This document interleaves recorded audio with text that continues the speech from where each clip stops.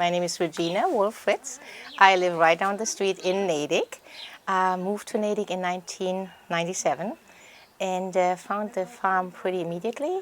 I found the farm, my kids went to the school next door to Memorial School, and I stopped by, of course. Being from Europe, missing like agricultural landscape, stopped by right away. And what drew me first to the farm was the leeks. The leeks. Linda grew the best leeks anywhere. So I was an avid shopper for the leeks.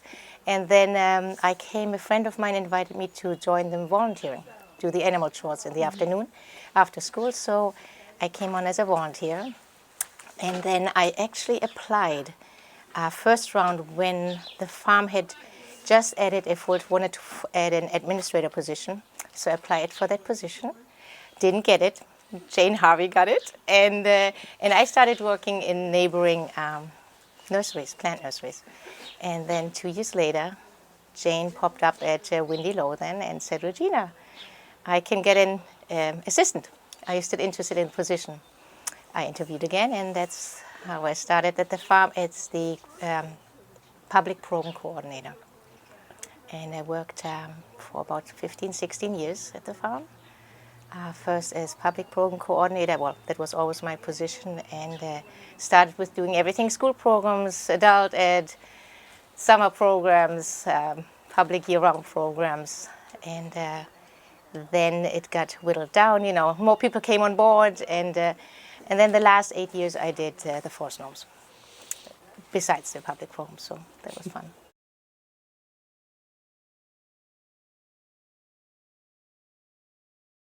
Yes, I did develop that I can say. It's like one of those farm stories, like sometimes we put the carriage in front of the horse. So we got windows delivered, we got windows donated, that's how I recall. And around those windows, the nature center. There was supposed to be a nature center in the woods, just because, Linda, we have the 27 acres, I want to use every piece. And it was always like, how can we use the woods? How can we use the woods for programs?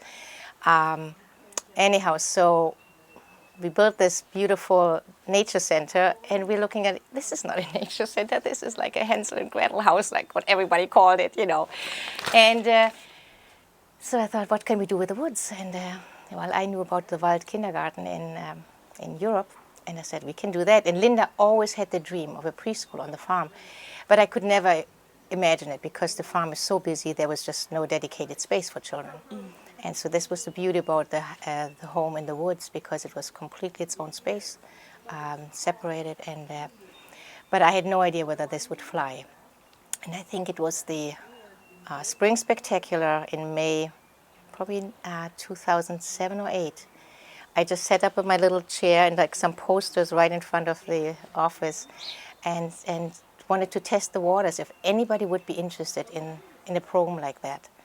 And I got 4 families who signed up right then, and 3 of them really became the first Forest Gnomes families, and it was amazing. And these were the most dedicated families.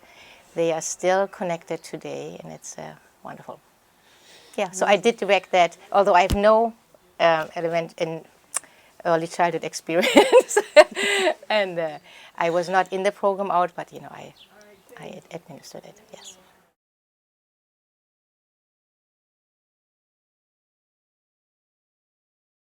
First you think, oh, you're not doing much, but then in the end you look back and it's like a lot. But I think the most valuable for me was to realize how people are looking for a village, looking for a community, and to be able to provide that.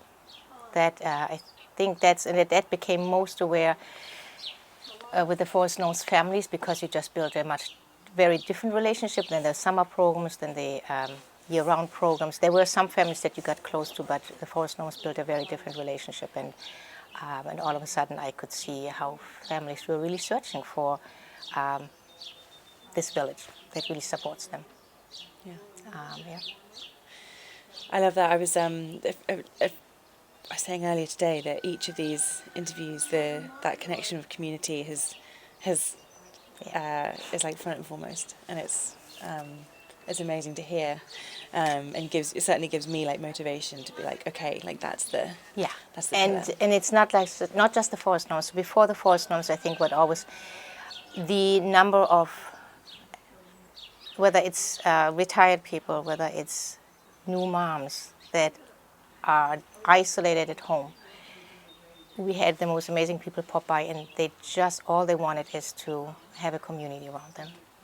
And so I think the social benefits are just amazing.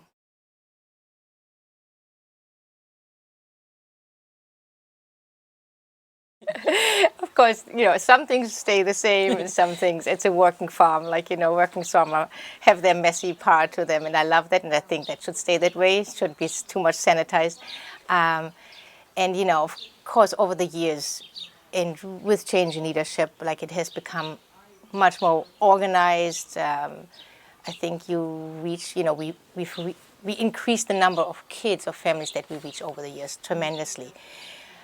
Of course, with being more organized and more policies, you lose some of the intimacy, you lose some of that little chaos, but also the directness, and that's always, I think, a struggle to keep. So I think that has, when I started as a volunteer, I mean, there was no sign-up sheet. You showed up, you were involved, you were drawn in, you were very close with the farmers. It was a very intimate atmosphere. Yeah. And that has definitely its draw, and you lose some of that if you have a volunteer coordinator and everything gets put into a schedule. But of course, on the other hand, you reach many more people.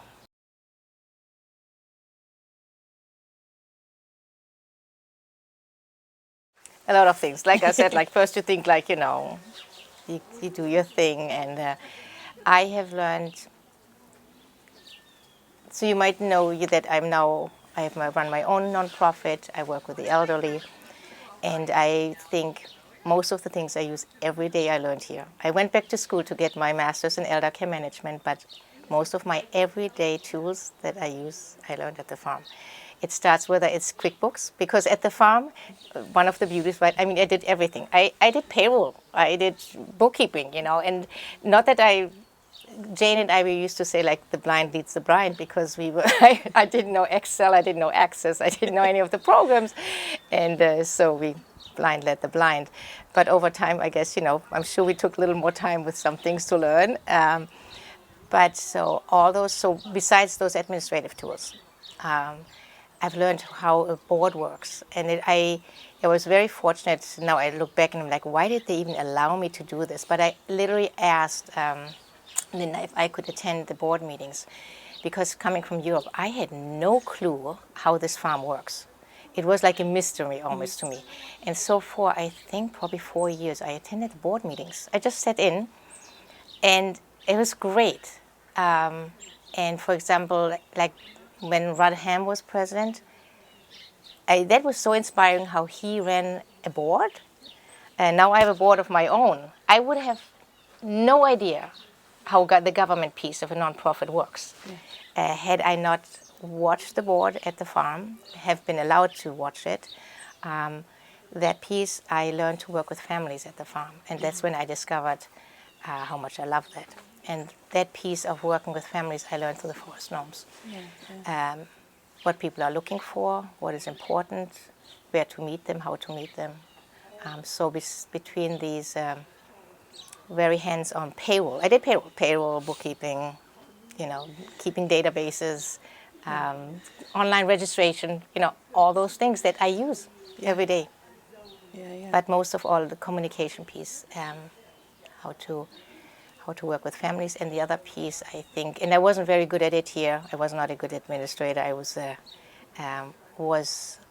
but what I did in my very laid back and laissez-faire attitude, I think, I let all the teachers that are hired, the summer staff. What I realized, and I still use that a lot, is our summer programs looked different every year, because I always went with the strength of every teacher, and I let them really pull that out and live that out. Whether someone was artistic, another one was musical or funny, it's not to put them into this mold, but really to say, hey, this is what you bring to the table, and to develop that and build on that. Yeah. And that's what I still do with the team I have now. I bring very different talents, and to really go with that. That's one other thing I learned here.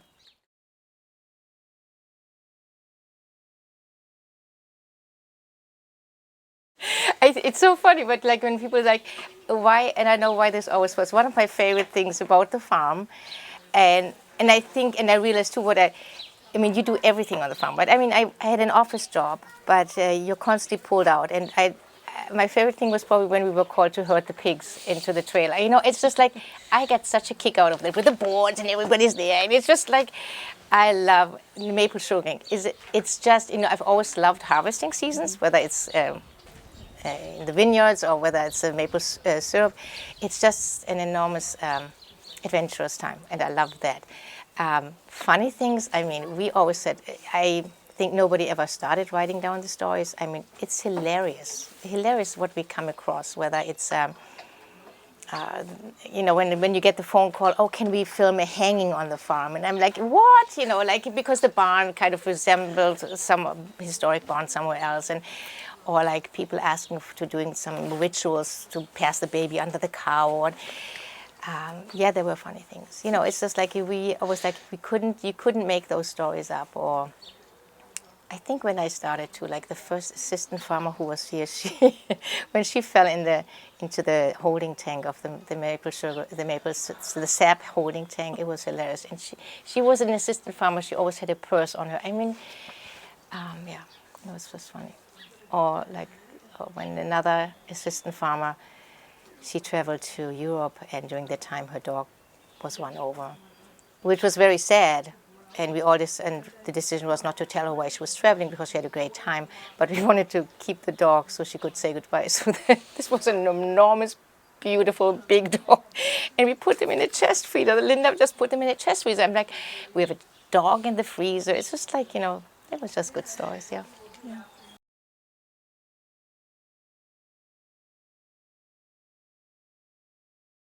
No, I think the farm is special. It's a very special place, and I think, you know, there was a question like, what do I wish the farm for the next, you know, going forward, and I do think it's like, you know, striking that balance, being there for the community. It's just, and I think it has always been important to me to reach out to the wider community.